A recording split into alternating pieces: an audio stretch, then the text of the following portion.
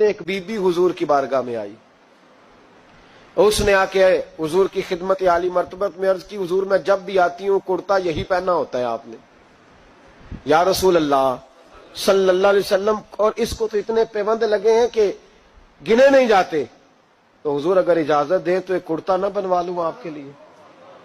तो हुजूर ने फरमाया बनवा ले। वो बीबी कुर्ता बनवा के लाई, उसने बड़ी मोहब्बत से बनाया।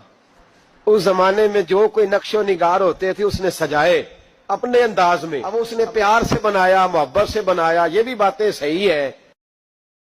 तो महबूब पाक की बारगाह में ला के थाल में पेश किया। हुजूर की बारगाह में थाल में, कुछ बंदे ज्यादा नेक हो जाते हैं, सामने वाले को परहेजगारी का मशवरा देते हैं, कहते किसी को कोई शय न लिया करो। तो मैंने कहा अगर हुजूर ले लें तो तलब करना मना है, लेकिन कबूल करना तो मेरे मुस्तफा का तरीका है। तो भाई ये हमें ना उतना ही नेक बनाओ जितना मेरे रसूल ने हमें बनाया है। दो कदम आगे बढ़ के कुछ लोग मशवरे देते हैं, ये मशवरा दुरुस्त नहीं। नबी पाक ने फरमाया तू किसी से तलब न कर, लेकिन अगर कोई तेरी तरफ तोहफा बढ़ाए तो उसे कबूल कर, मोहब्बत में इजाफा होगा। जब हुजूर कबूल करते हैं जो कायनात को बांटते हैं, तो फिर तो दूसरे पे कैसे पाबंदी लगा सकता है। मेरे रसूल करीम अलैहिस्सलाम को उसने पेश किया, का हुजूर कबूल कर लें। हुजूर ने कबूल किया। अब हुजूर उसका चेहरा देखने लगे, मुस्कुरा के फरमाया तेरा दिल करता होगा मैं पहन के भी दिखाऊं। बेखबर हो जो गुलामों से वो आका क्या है, तेरा दिल कर रहा होगा पहन के दिखाऊं। तो कहा हुजूर दिल यही करता है, मैं ठहर मैं पहन के आया।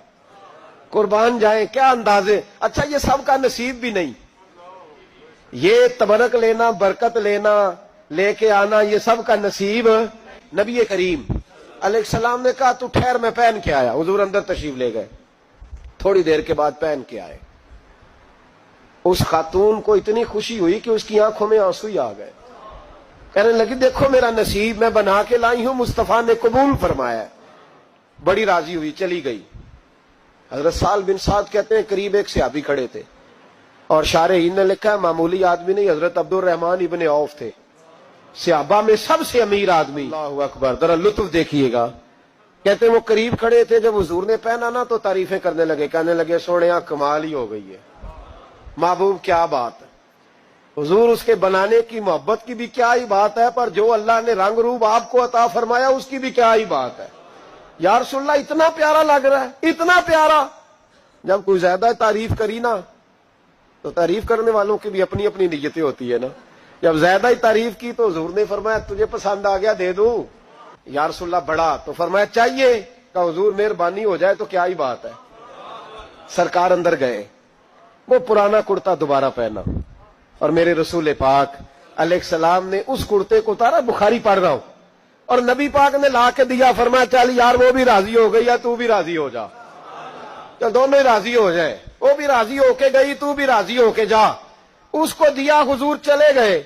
सहाबा बाद में उस सहाबी के पीछे कहने लगे यार तू तगड़ा बंदा है, तुझे जरूरत ही नहीं थी।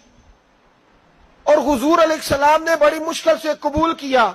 हुजूर तो किसी की तरफ तवज्जो ही नहीं करते, तलब ही नहीं करते, और अगर आज हुजूर ने कबूल किया और इतना प्यारा लगा तो तुझसे बर्दाश्त ही नहीं हुआ। किस तरह का आदमी है तू।